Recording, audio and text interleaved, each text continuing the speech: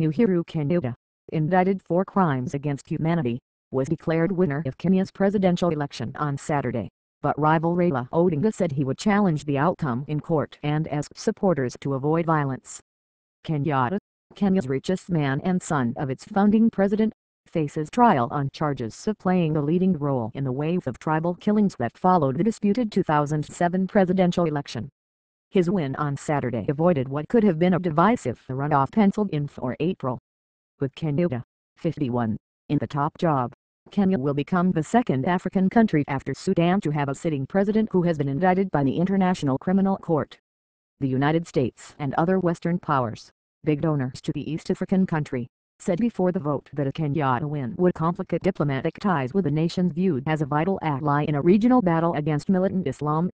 In his acceptance speech, Kenyatta said he and his team would cooperate with international institutions and that he expected the world to respect Kenya's sovereignty. We recognize and accept our international obligations and we will continue to cooperate with all nations and international institutions, in line with those obligations. After saying Kenyatta secured 50.07% of the vote, edging over the 50% needed to avoid a second round, the chairman of the Independent Electoral and Boundaries Commission, Isaac Hassan, announced, "I therefore declare Uhuru Kenyatta the duly elected President of the Republic of Kenya." Shortly afterwards, Hassan handed the certificate of the results to Kenyatta, who had arrived after the declaration. Kenyatta thanked him and went to a nearby university campus in the capital Nairobi where he delivered his acceptance speech.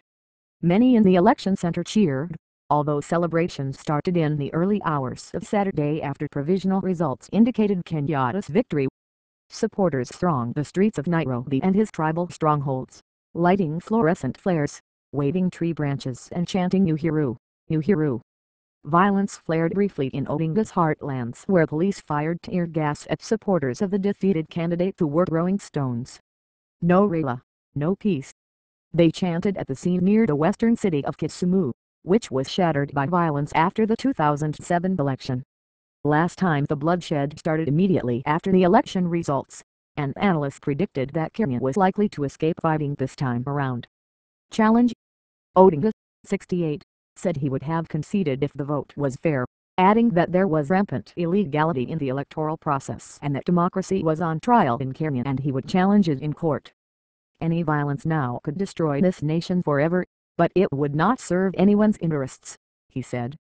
Odinga, who secured 43.3% of the vote, had also questioned the election process before the balloting and during the count his party officials had called for tallying to stop. The Election Commission, plagued by technical problems that slowed the count, took 5 days to announce the result. It dismissed accusations of irregularities. International observers broadly said the vote and count had been transparent so far and the Electoral Commission, which replaced a discredited body, said it delivered a credible vote. Kenyatta, now the Deputy Prime Minister, climbed above 50% by just 8,400 of the more than 12.3 million votes cast. Both sides relied heavily on their ethnic groups in a nation where tribal loyalties mostly trump ideology at the ballot box. Kenyatta is a Kikuyu, the biggest of Kenya's many tribes, while Odinga is a Luo. Both had running mates from other tribes. John Githongo, the former senior government official turned whistleblower, urged the rival coalitions, Odinga's Cord and Kenyatta's Jubilee, to ensure calm. Jubilee and Cord, what you and your supporters say now determines continued peace and stability in Kenya. "We are watching you," he said on Twitter.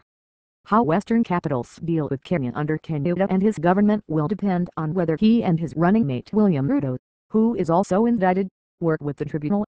Kenyatta says he is innocent of the charges, which allege that he directed a militia accused of murder and rape during the violence after the last election. Western capitals were swift on Saturday to applaud Kenya's peaceful vote but avoided mentioning Kenyatta, whose election they had said would complicate relations because of the charges of crimes against humanity he faces. U.S. Secretary of State John Kerry said America had long-standing ties with Kenya, and will continue to be a strong friend and ally of the Kenyan people. He congratulated the people of the East African country for holding a peaceful vote. Call for cooperation. Both Kenyatta and Ruto deny the charges and have said they will work to clear their names. Kenyatta had to fend off jibes during the campaign by Odinga that he would have to run government by Skype from The Hague. Until now, Kenyatta has been cooperating with the court and we do hope this will continue, said Fadi El Abdallah, spokesman for the Hague-based court. This is part of Kenya respecting its legal obligations under international law. Kenyans hope the vote, which passed off with only pockets of unrest on voting day, will restore their nation's reputation as one of Africa's most stable democracies after killings last time left more than 1,200 dead.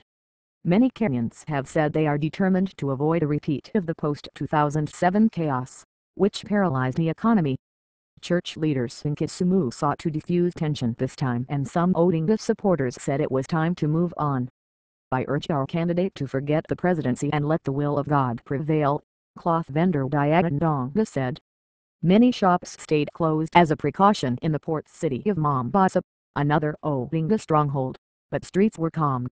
"We are heading for a bleak future when the economy goes down and international relations sour because of the ICC case," said Atumani Haya, 45, a teacher in the city. Some said Odinga's call for non-violence had calmed nerves. "Now that we have heard Raila's voice, we will maintain peace and give courts time to do their work.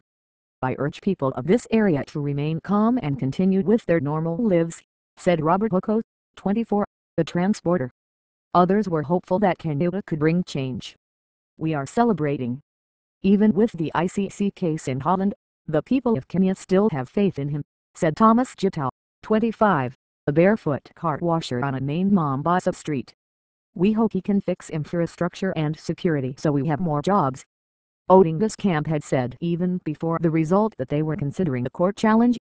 In 2007, he said the courts could not be trusted to handle the case. Kenyatta's camp had also complained about counting delays and other aspects of the vote. But many Kenyans said this race was more transparent. Turnout reached 86% of the 14.3 million eligible voters.